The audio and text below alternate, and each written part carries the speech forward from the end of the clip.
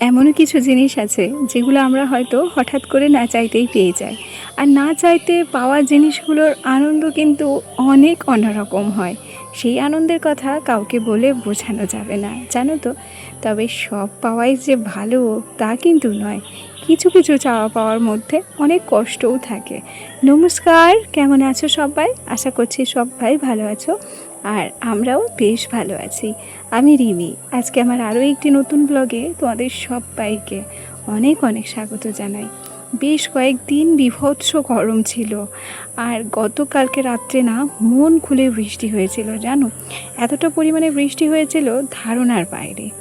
আমরা তো ভাবছিলাম যে টিনের ঘরে এবার হয়তো থাকা দায় হয়ে যাবে, কারণ কি আমার ঘরের সামনে একটা বড় গাছ রয়েছে। ভয় লাগে গাছটা না ভেঙে টিনের চালে পড়ে। জানো, এখন এক প্রকার ঝড় বৃষ্টি হলে ভীষণ ভয় পাই। তাই আগে আগে এই যে সামনের যে টিনের ঘরটা দেখছো, এই ঘরটাতে চলে যাওয়ার ব্যবস্থা করি। এ ঘরের সামনে পিছনে আর কোনো গাছ নেই, তাই সেখানে নিরাপদে এবং নির্ভয়ে থাকা যায়। গতকালকে বৃষ্টি হওয়ার পর উঠোনটা না অনেকটা জল হয়ে গিয়েছিল। আমি ঘুম থেকে ওঠার আগে আমার শাশুড়ি মা প্রত্যেক দিনই উঠোন ঝাড় দিয়ে দেয়, তবে আজকে উঠোনটা কিন্তু রাখা ছিল, ঝাড় দেওয়া ছিল না। উনি ভেবেছিলেন রোদ উঠলে জল টানবে, তারপর গিয়ে উঠোন ঝাড় দেবে।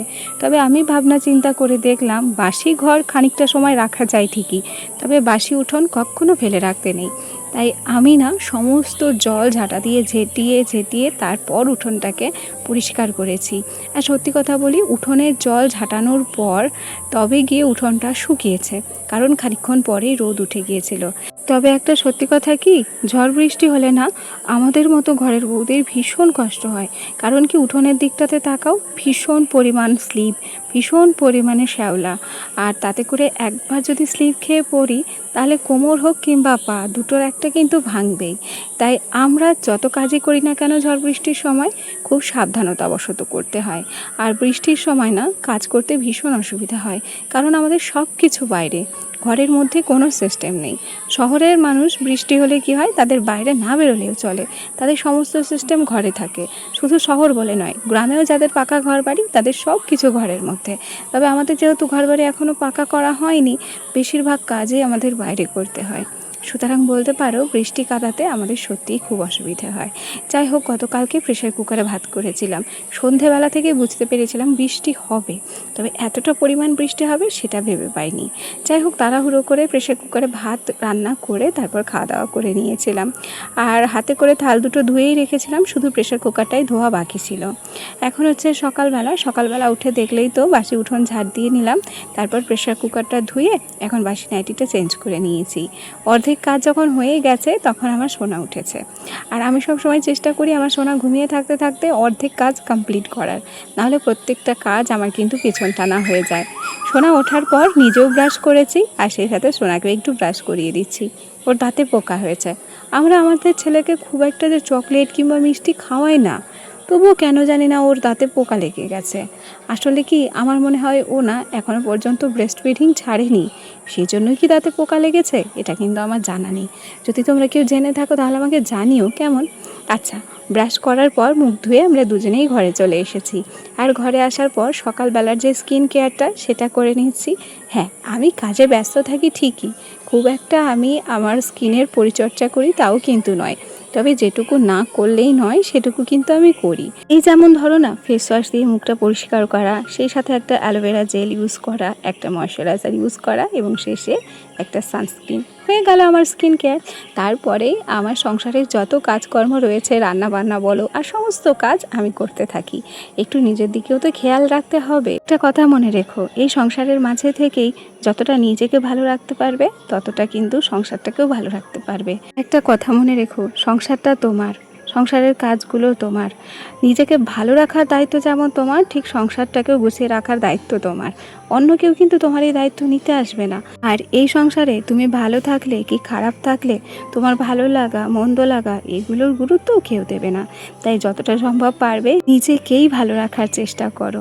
যাই হোক, গল্প করতে করতে ওদিকে তারে না বেশ কয়েকটা জামা কাপড় মেলা ছিল, সেগুলোকে আমি বাইরে বার করে দিয়ে এসেছি। এখন আমি চলে এলাম হচ্ছে খাটটাকে গুছিয়ে নিতে। আর দেখি বিছানাটাকে যদি গুছিয়ে নিই, ওদিকে সোনাও তো উঠে গেছে, একেবারে বিছানাটাকে গুছিয়ে নিলে তাহলে আমি নিশ্চিন্তে রান্না করতে যেতে পারবো। ভাবছি আগে বিছানা কাঁথা কম্বল সমস্ত কিছু পরিষ্কার করে গুছিয়ে নেব, খাটটাকে গুছিয়ে নেব, তারপর ও ঘরে গিয়ে চা করব। আর বিছানার চাদরের সংখ্যা এখন একটু বেড়েছে, কারণ দিদিমা শাশুড়ি তো আমার কাছেই ঘুমোয়, সেই জন্য এক্সট্রা একটা বিছানার চাদর তার লাগে। দুটো বিছানার চাদর ভাঁজ করেছি, আর এখন না বিছানাটাকে একটু সুন্দর করে গুছিয়ে নিচ্ছি। আর এই বালিশগুলো দেখছো, জানো একটা মজার বিষয়, এই বালিশের একটারও সাইজ একদম পারফেক্ট নয়, এক একটা সাইজ এক এক রকম। শুধুমাত্র বালিশের কভারগুলো পরিয়ে রেখেছি বলে এদেরকে একরকম দেখতে লাগে, নাহলে প্রত্যেকটা বালিশই বেগরবাই করে।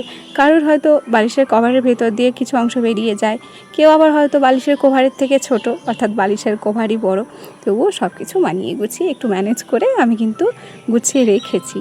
গল্প করতে করতে বিছানাটাকে আমার গোছানো হয়ে গেছে। এদিকে যে তক্তাটাতে আমার শোপিসগুলো, ছোট ছোট ফুলদানিগুলো সাজানো থাকে, সেগুলোকে বেশ ভালো করে সাজিয়ে গুছিয়ে রাখলাম। আর এদিকে বিছানাটাও দেখো একদম রেডি। চলো এখন যাব হচ্ছে ও ঘরের দিকে। আর এ ঘরে এসেই সবার প্রথম আমার কাজ থাকে গ্যাসটাকে পরিষ্কার করা। গ্যাসটাকে খুব ভালোভাবে পরিষ্কার করতে হয়, গ্যাসটা প্রায় দিনই নোংরা হয় জানো। আসলে সত্যি কথা বলি, এইটুকু রান্নাঘরের জায়গাতে রান্নাবান্না করতে, সব কিছু গুছিয়ে রাখতে আমার ভীষণ কষ্ট হয়। আমি আমার বরকে আজকে বলেছিলাম যে দেখো না, তুমি যদি পারো ব্যবস্থা করতে একটা রান্নাঘর করে দেওয়ার, তাহলে আমার ভীষণ সুবিধা হয়। আমি নিজের মতো ঘরটাকে গুছিয়ে রাখতে পারবো, নিজের মতো সাজাতে পারবো, আর নির্ভয়ে রান্না করতে পারবো। এতটা অসুবিধার সম্মুখীনও তো আমাকে হতে হবে না। সে বলল ঠিক আছে, দেখছি, ব্যবস্থা করছি। আসলে এখন আমাদের একটু সমস্যা চলছে, আর সেই সাথে ইচ্ছে আছে এখান থেকে একটু অন্য জায়গায় চলে যাওয়ার, আর ছেলেটাকেও একটু অন্য স্কুলে ভর্তি করার। এইসব ভাবনা চিন্তা করেই আমরা একটু পিছিয়ে রয়েছি আর কি। আর তাছাড়া ঘর ধরারও ইচ্ছে আছে, তবে সেটাও সময় সাপেক্ষ। ছেলেটাকে আগে একটা স্কুলে ভর্তি করব, তারপর ধীরে সুস্থে, খুব একটা তাড়াহুড়ো নেই।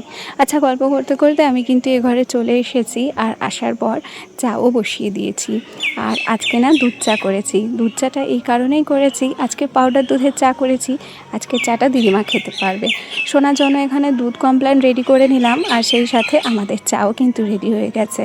আর আমার ছেলের না হরলিক্স বিস্কুটটাও প্রায় শেষ হয়ে এলো, ভাবছি বাজার থেকে গিয়ে একটা সময় বিস্কুট আনিয়ে নেব। আর সোনাকে ইতিমধ্যে পড়াতেও চলে এসেছে, তাই একটু চা আবার নতুন করে করতে হয়েছে। আচ্ছা, ভিডিওর এ পর্যায়ে এসে আমার আজকের ভিডিওটি তোমাদের কেমন লেগেছে কমেন্ট করে জানাতে ভুলো না। চলো আজ তবে আসি, আগামীকাল আবার দেখা হবে। সবাই ভালো থেকো, সুস্থ থেকো, টাটা সবাই।